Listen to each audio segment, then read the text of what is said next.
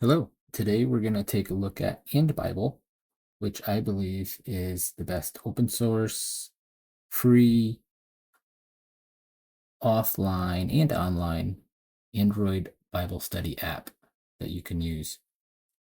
Instead of using paid Bible apps, which I think there's just something wrong about having to buy an app to read the Bible or to study the Bible. You can get this free Bible study app. You can download it through Google Play, F-Droid, or even just directly right from the GitHub repository, which hosts all of the source code for this project. You can take a quick look at that. All the source code is here. You can build this app yourself and debug it, contribute to it. And if you find the app useful, please do sponsor the developer. Just kind of scrolling through here, you can kind of see developers that are currently working on this app and different ways that you can sponsor and you can contribute to this project.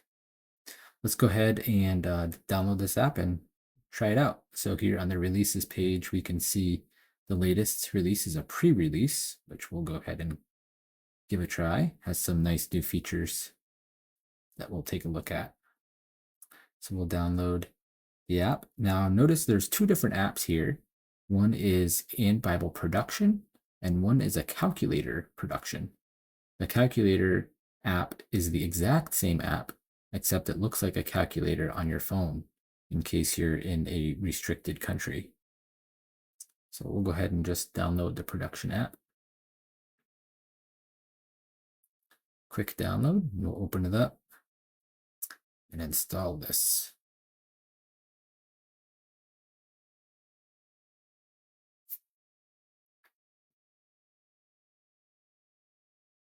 Okay, we'll open up the app and take a look.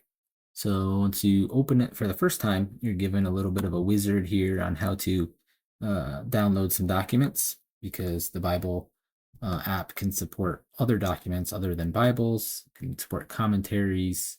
You can support even just regular EPUB documents, MySword documents, all kinds of others. So we're just going to do the easy start here for sake of brevity.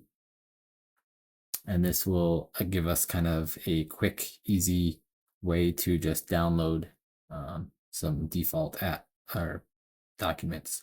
Now, this is giving us a warning that when we make a connection, it could potentially be read. That connection could be read by authorities if you're in a restricted country.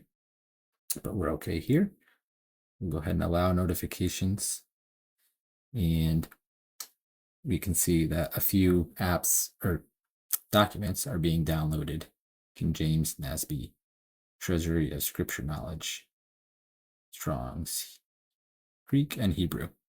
So now that we have these, we can click OK, and it'll take us right into the actual Bible reading. So for now, this is just telling us that there's this new version, which we knew was a beta version. And here we are. This is the main screen. We won't go through all the details. We'll investigate some of these details in future videos, but the quick navigation options in the main menu, you can choose the document that you want to read. And these are the documents that have already been installed. So we could choose NASB, and it'll switch us over to the NASB Bible. To navigate the Bible or any document, you click on the document name at the top. Oops, that's switching it. And we can now choose book of the Bible, chapter, and there we are. You can read. We can toggle Strong's using this button here, so we can have underlined the words, so we know we can tap on a word and see the Strong's definition and number. You can also tap it again and actually see the numbers in line, or toggle it off completely. Now you notice once I open the Strong document, now we have a split screen here, which I can adjust. And at the bottom, we have the Strong's document open. And at the bottom right here, we can see the window icon. So these icons down here represent the two windows. So this top window, which is the NASB document, you can see is highlighted in blue down here. And when I switch to the Strong's document and start scrolling there, this other window is highlighted. You can long tap on it, close to close the document. You can also tap this new window option down here to create a new window. Now we have two NASBs open, and we could switch one of these over to a King James. So now we have a NASB and a King James, which are conveniently synced. So if I scroll in one, the other will follow. Now you can turn that syncing off by using this menu at the bottom. I can long press, and there's a synchronize option, and I can disable synchronize. So now as I scroll, the other document will stay put. There are all kinds of other options in the window menu. So you can pin the window so it won't be moved. You can move the window. So I can move it to position 1. So now it's switched, and NASB is the first window and KJV is the second window. You can also toggle windows on and off. So right now we're looking at just the NASB. And if I tap King James, now we're looking at both the NASB and the King James, but I can tap either one of these windows to hide it. So I can hide, let's hide the NASB. Now we're just looking at the King James only. So very useful, very strong, powerful. We can add new windows down here, long press, new window, long press, new window. We can open as many as we want here and open different documents. These can be Bibles. These can be other documents like concordances, or in this case, treasury of scripture knowledge. We can hide them and read a single document at a time. So many more options we'll dig into further, but this is just kind of a quick overview of the options that you have when reading and toggling between documents. A couple more options in the side menu we'll just cover quickly. There is a search, so you can search the current document.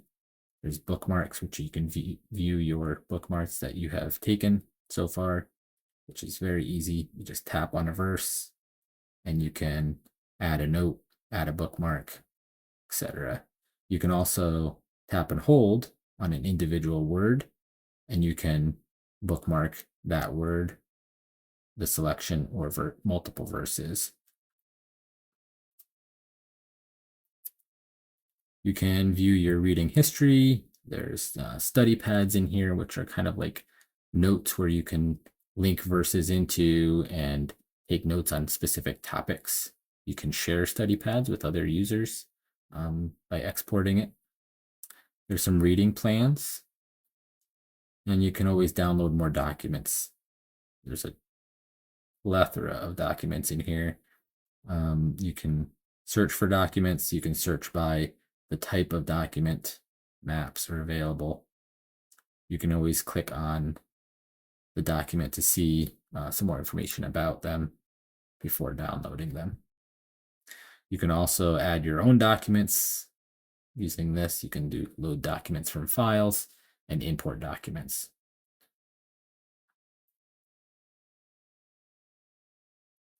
And there's plenty of preferences for the app. We'll get into some of these later. Most of these preferences can be applied for globally across the whole app, or individually on a specific workspace, which we haven't really discussed. Oops.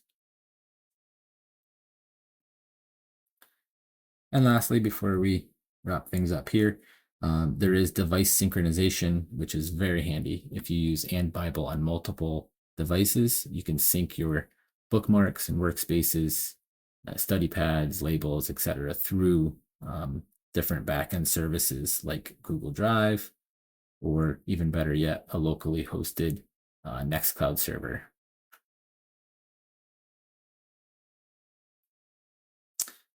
And as I will end each video, if you enjoy the app and if you find it useful, there is no cost for the app, but there is a developer who spends his time and efforts developing this. So please, if you do find it useful, go ahead and sponsor the development of AndBible so it can stay free and open source as well. Until next time, we'll see you later.